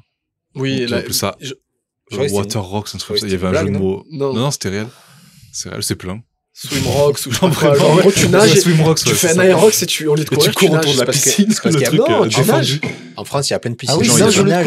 Moi, j'ai vu ça. Courir. Moi, j'ai vu ça un Aerox où à la place du run, c'est de la nage. Oui. Ah ouais? Oui. Et tu cours, tu nages combien?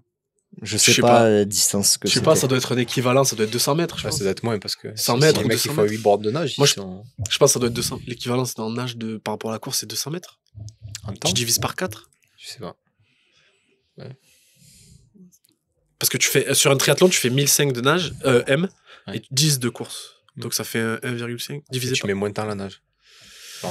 Tu mets beaucoup moins de temps à la nage. Normalement. Théo, il sort pas de la nage, quoi. Théo, il nage mieux que toi.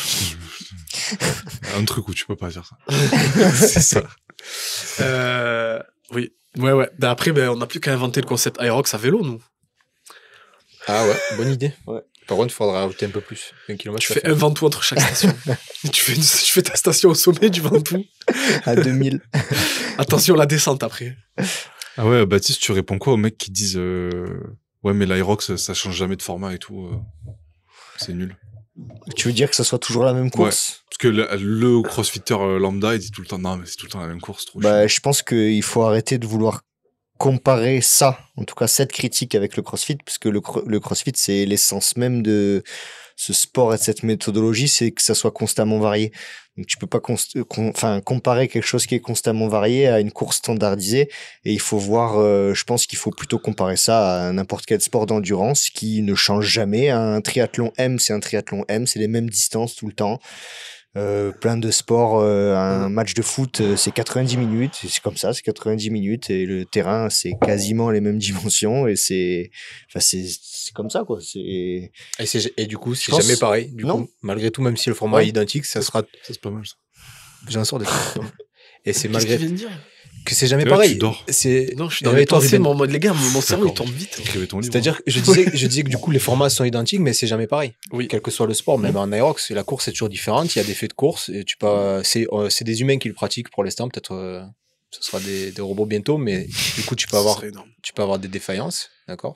Et du coup, c'est ça qui est intéressant aussi. Et c'est pour ça que ça marche autant et que les gens continuent de le faire. Et que ça marchera et que ça continuera de marcher, l'Aerox, comme ça continue depuis la nuit des temps pour le triathlon, pour les courses à pied. Il n'y a jamais eu autant d'inscrits dossards 10 km, il n'y a jamais eu autant d'inscrits sur les dossards semi-marathon, il n'y a jamais eu autant d'inscrits sur les trails. La course à pied, c'est pareil, ça se développe, mais c'est un truc de fou. C'est bien. Déjà, le nombre de boutiques de spécialisées course à pied et pas juste genre basket, Ouais, genre ouais. vraiment chaussures de running, c'est assez ouf. Ouais, le marché du run et de ces disciplines-là, c'est en pleine expansion. Ouais. T'as un truc à dire? Arrêtez, les deux. C'est insupportable. J'ai dit qu'il y avait plus de boutiques de running et mort de Parce qu'il veut te faire une blague sur toi, en fait. Ouais. Sur la course à pied. Je la fais pas. Bon, 5 à run pour tous les deux après. On en parle Ah, plus. d'ailleurs, petite parenthèse. Je peux partir J'ai maintenant. regardé une vidéo d'un coach de running et en fait, vous savez, sur Aerox, vous allez sur iResult et vous voyez les résultats de tout le monde. Et en fait, ça, ils l'ont copié. Ouais, moi, je veux pas qu'il y ait ça. Ils se sont inspirés de base athlée. C'est, par exemple, tous les Je peux dossards voir qui ont les- été pris en course à pied en France. Vous savez quel est le score médian sur 5K en France pour les hommes? Aïe. Médian. Aïe. C'est-à-dire 50e percentile. Aïe. 21 minutes. Oh. Aïe. C'est-à-dire quand on est en dessous, on est au-delà du score médian. On n'est pas trop mal. Sauf Théo, du coup. Il va partir. Non. Je supprimais le podcast. Voilà, c'était ça. Ça, c'est énorme. Et les filles, c'est... Ce qui est l'équivalent quasiment presque du niveau élite homme. Non, maintenant c'est moins de 20 minutes, quoi. Ouais, 20 minutes. Élite homme en crossfit, 20 minutes. ouais. C'est moins de 20 minutes. Ouais. Mais on y est Moins de 20 presque, minutes, quoi. aux AFI, quand il y a eu le 5K, là. Bon. Ouais, après, c'était trail. Ouais, il y avait une montée à la fin, mais c'était que du plat. Mais il faisait très, très chaud. Oui. Mais il y en a eu que 3-4 qui ont fait moins de 20. Je crois. Si je dis pas de conneries. Felono, Giraud, Pierre Doré. Il y avait Olnet. Il y avait pas tant d'hommes que ça qui ont fait moins de 20 au final. Il faudrait en regarder. Mais voilà, petite parenthèse. Moi, j'ai fini mes sujets, les gars. On conclut sur ça. Ah non, moi j'avais une question à poser à tout le monde. Vous pensez quoi de la mode, du coup, parce qu'on a parlé d'Irox, on a parlé de CrossFit, mais il y a aussi ce truc de la mode de l'hybride athlète. Vous en pensez quoi? D'où ça vient, selon vous? Pourquoi c'est à la mode? Pourquoi c'est devenu à la mode?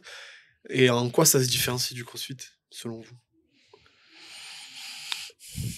Déjà, vous voulez... L'appellation hybride, tu veux dire? C'est pas vraiment... oui. Parce qu'en fait, il n'y a rien d'officiel, hein, mais... c'est toujours pareil, ça a été médiatisé aujourd'hui avec les réseaux, mais je pense qu'il y a toujours eu des gars qui ont fait des efforts d'endurance avec de la force, et la différence avec les crossfitters, elle est simple, c'est que ces mecs-là, ils sont très forts dans les sports d'endurance, et ils sont très forts sur le SBD, en fait. Ouais. Par contre, ils sont bien plus forts que la plupart des crossfitters, parce que des fois, quand on voit Elsa, ils partagent des perfs. C'est ouf. Ouais. Enfin, les mecs, ils squattent des trucs vraiment plus qu'un crossfitter. Mais voilà, ils font pas d'haltéro, ils font pas de gym. Et ils mélangent pas les modalités, surtout. Ils mélangent pas. Donc, oui, les modalités sont jamais mixées ensemble. C'est ça. Elles sont faites chacune séparément. C'est pour ça qu'au final, le vrai hybride athlète, ça serait pas le crossfitter, tu vois. Plutôt que ces mecs-là qui font et de la force et de l'endurance. En fait, c'est un peu moi, j'ai l'impression que c'est un peu des mecs qui ont voulu mettre un mot sur leur pratique qui eux-mêmes ne savaient pas comment l'appeler, comment la définir, tu vois. Non, mais c'est vrai, genre, ils savaient pas trop comment se définir. C'est souvent des Américains. Et ils ont mis ce mot hybride parce que c'est bien, ça fait marketing et ça passe bien, tu vois, dans ta bio, athlète hybride, ça passe, tu vois, alors qu'en soi, il y a plein de... Un mec qui fait du décathlon en athlète, c'est un athlète hybride aussi quelque part. Enfin, c'est des mecs qui font de l'haltéro aussi, tu vois, en prépa physique. Ça reste des mecs complets. Non, mais oui, après, les décathlons, ça reste des mecs qui font une course. Oui, non, mais même un crossfitter, c'est un athlète hybride. Même t'as plein de... Un rugbyman, c'est un athlète hybride. Non, mais maintenant, t'as quand même des mecs, je pense t'as des 9 ou des 10 qui ont des 5K en moins de 20 minutes et qui squattent 200. Largement. largement. Oui, Donc, À bon niveau. oui, À oui, très mais je bon veux niveau. dire, Ben, c'est t'as plein de comme sports ceux où- qui sont mis en avant sur les réseaux. C'est des Ouais. mecs Et qui- puis Moi, après, je à pense- partir de quand on peut dire qu'on est hybride aussi? Ouais, voilà. Est-ce Ça, que c'est qu'il tu y a pas de- cours ton 5K run en 30 minutes et tu squattes ton PDC, tu peux dire que tu es hybride? Ou est-ce que, en fait, il n'y a pas de règle en fait? Ou est-ce que Non, il y a faut pas vraiment de règle. squatter 2 fois ton Non, y a pas de PDC et courir un 5K en Oui, mais moins de 20 minutes? Qu'est-ce qui dit que t'es un crossfitter? Alors, c'est ça, il faut qu'on ouvre une compétition. Parce que tu es dans une box à filles. Ça existe CrossFit. les Hybrid Games? SBD, plus un 5K, plus un 10K, plus un marathon dans le week-end. Et une fois que tu as fait cette compète, tu es un hybride d'athlète. Vous avez vu là la course, Français. c'est Erwan, je Français. crois, qui a fait ça, Ouais. Jean-Mer, la Ouais, Steelman c'est énorme. Race. Donc ça, c'est de Ça- l'athlète hybride? Ça, c'est un Oui. athlète hybride. Mais oui, il y c'est avait une vrai. épreuve de force? Oui. C'était quoi? Bah déjà, il y avait 1 ou 2 WOD hybrides, enfin un WOD type CrossFit. CrossFit, plus des events altéro ou Je sais pas ce que crois c'était, qu'il y avait mais un parce event qu'en fait, altéro. quand j'ai regardé, ils n'avaient pas encore fait, du coup, ils annonçaient au dernier Il moment. y avait mais un marathon rond. il y avait marqué force. Ah. Il y a un event sur la force. Après, pour eux, c'est quoi la force, tu vois? Non, mais je crois qu'il y a tu peux avoir genre une RM clean and jerk en épreuve Ouais. 7 quoi. Parce que T'avais un marathon rameur. Hein. les athlètes hybrides qui sont connus sur les réseaux, ils font pas de clean and jerk. Et oui, voilà. C'était très bon au SBD et t'es Ouais. très bon au run. C'est ça, je trouve que Ouais. souvent le hybride c'est plutôt SBD et C'est ça, run. oui, c'est ça. Mais au final, t'as pas de. Même Nick Barr, là, il snatch pas. Non. Il fait pas d'altéro, il fait pas de gym. Et du coup, par contre, puisqu'on en revient à ça, ça donne des corps, des corps assez fit. Et du coup, Ouais. c'est pour ça que c'est mis en avant et c'est pour Ouais. ça que ça plaît au final. Et c'est pour ça que je pense qu'ils font les deux d'ailleurs. Mm. Parce qu'un gars qui fait que du SBD, il paraît peut-être. Ça dépend lesquels, ça dépend de la catégorie de poids, mais il paraît peut-être un peu moins fit qu'un hybride athlète qui court en plus et qui est un peu plus fit. Qu'est-ce que t'en penses, Théo, toi qui travailles avec les gens de PT? Ouais, je Bah pense non, à- mais t'as des on les physiques, tu regardes John Hack ou tu regardes, comment il s'appelle, Russell Horry, c'est des champions du monde en 83, 93 maintenant. Ils ont des physiques de fou. Ouais. Alors, mais genre tracés, secs, Ouais, physique de malade. Et t'as des athlètes, genre Mehdi, il est ultra sec. C'est juste que, malheureusement, ils se montrent pas autant que nous, que les crossfitters. Du coup, Ouais, ça se voit pas autant. C'est vrai. Mais en vrai, t'en as qui sont ultra tracés. Je pense que de toute façon, les trucs de sèche et tout, c'est surtout la génétique, en fait. Et peu importe le sport que tu fais, tu vas rester un peu comme ça. Mais après, non, c'est clair que les athlètes hybrides sont toujours plus secs parce que, il y a une dépense calorique qui est beaucoup plus élevée, quoi, de base. Et surtout, et aussi pas de caté de poids. Là où un mec, un power, il va devoir forcément Ouais. prendre Eh du oui. poids ou Parce rester. que ouais, ça joue, c'est pareil, parce que l'athlète hybride de 80 kg qui paraît solide et celui qui en fait 95, c'est pas pareil, tu Oui, vois. oui. Est-ce que tu peux vraiment les comparer au final, Ouais. dans des épreuves d'endurance, même dans des épreuves de force, du coup. Mm. Forcément, celui qui fait 95, il va être un peu plus solide sur son SBD. Bon, Bah, c'est le même principe qu'au CrossFit Games. Ouais. Celui qui est dernier sur aucun event est meilleur que celui Ouais, qui est ouais. premier Mais ça, dernier. pourquoi pas. Ça, même pour en discuter pas mal avec Alan, pour Ce que lui, j'allais dire, Alan, au l'athlète final, l'athlète ultime, c'est un crossfitter. Même lui qui est au top niveau en Irox, Ouais. pour lui, ça reste. Alors que franchement, lui, il a vraiment des perfs en Ah, lui, force, il est- il a des perfs de taré. et Par il est rapport hybride, à- par exemple. Là, il a fait 15 reps à 100 hier au bench. Aucun Iroxer qui fait ça, quoi. Mais Ah, bref, mais même pour lui, un athlète ultime, c'est le crossfitter. Parce que justement, il y a les éléments gymnastique, haltéro et tout que tu Ouais. retrouves pas Ouais. sur l'athlète. En fait, l'athlète hybride, il prend les sports qui ne demandent pas trop de technique. Alors attention, un deadlift, un squat, ça demande de la technique, Oui. hein, mais ça a ses limites. Et il pousse dans cela. Là où nous, on va, entre guillemets, perdre du temps à aller apprendre à faire des Oui, ring c'est muscle-up, à Il marcher a- sur les mains et Il tout. a plus de temps pour pratiquer, pour Et polariser. pour sa accumuler pratique. du volume. Et puis Ouais. c'est plus dur aussi d'être bon sur des modalités mixées ensemble Oui. que à part. Ah oui, Enfin, bah tu vois, tu peux trouver. Je pense que tu as plein de mecs qui sont hybrides, on va utiliser ce mot, qui font des runs, des 5K runs en moins de 20 minutes, qui ont des gros squats. Et moi j'ai mon athlète Baptiste Toulousain qui a fait un miles en moins de 5 minutes, qui a 160 en bench. Enfin, tu vois, sur ses qualités physiques à part, même en force, enfin force haut du corps, bas du corps et run, il est ultra fort. Après, il y a des mecs bien meilleurs que lui sur du crossfit quand on mixe tout Faut ça. mélanger les modalités. oui. Et donc c'est là où le crossfitter, ouais, il est bon, c'est qu'il arrive à faire tout ça dans un même workout. Et Parce qu'il passe plus de temps à faire ça, justement. oui, mais pour moi, je suis pas d'accord. Je m'affirme. Je suis pas d'accord qu'un mec qui fait du SBD et du run, il puisse dire qu'il est plus hybride qu'un crossfitter, parce qu'un... Oui. Non, mais c'est une nouvelle pratique, je pense. Oui, parce qu'un crossfitter, il sait faire de l'haltéro, il sait faire de la gym en plus. Oui. Et tu peux être athlète hybride et avoir aucune, comment dire, capacité à situer ton corps dans l'espace. Enfin, Oui, la gymnastique. ouais. Donc, pour moi, il est moins... Moins complet, mais c'est Ouais. sûr. Mais après, je pense que c'est voulu dans la tendance. Dans le sens où ceux qui sont engagés dans le truc athlète hybride, ils aiment bien faire la force et l'endurance. Ils aiment pas trop mélanger les deux. Oui. Et aussi, apprendre à faire un snatch et tout ça. Ils préfèrent passer du temps à faire un 5K run plus rapide qu'un crossfitter que de passer du temps à faire des muscle-up et des snatch. Mais encore une fois, pour rester quand même positif à tout ça, c'est super bien qu'il y ait des mecs qui font à la fois du run, de la force aussi. Enfin, c'est génial et c'est des mecs qui sont quand même quelque part en très bonne santé. Ouais. Donc, puis c'est bien parce que ça donne plein d'opportunités aux gens pour rentrer dans le sport. C'est plus des cases comme avant. Ouais. Où genre tu vas à la salle, tu fais de la muscu, Oui. tu vas courir, tu t'es qu'un coureur là maintenant, tu fais un peu ce que tu veux quoi. Oui. Et c'est cool. Après, évidemment, ça entraîne des petites guéguerres sur les réseaux. Non, mais là, en plus, c'est clairement ce qu'on est en train de faire. Non, mais on compare un crossfitter, un hybride, machin, mais en soi, les deux sont largement respectables dans leur domaine. Ouais, c'est ça. Ouais, ça. Tant que le crossfitter au-dessus, c'est bon. Généralement, l'hybride athlète il fait du SBD et de la course à pied. Il commence pas par ça. Tu commences pas jeune. Tu mets pas ton gamin à te dire, bon, lui, je vais en faire un hybride athlète. Il fait du SBD et de la course à pied. Donc, généralement, tu t'y mets adulte, plus ou moins jeune.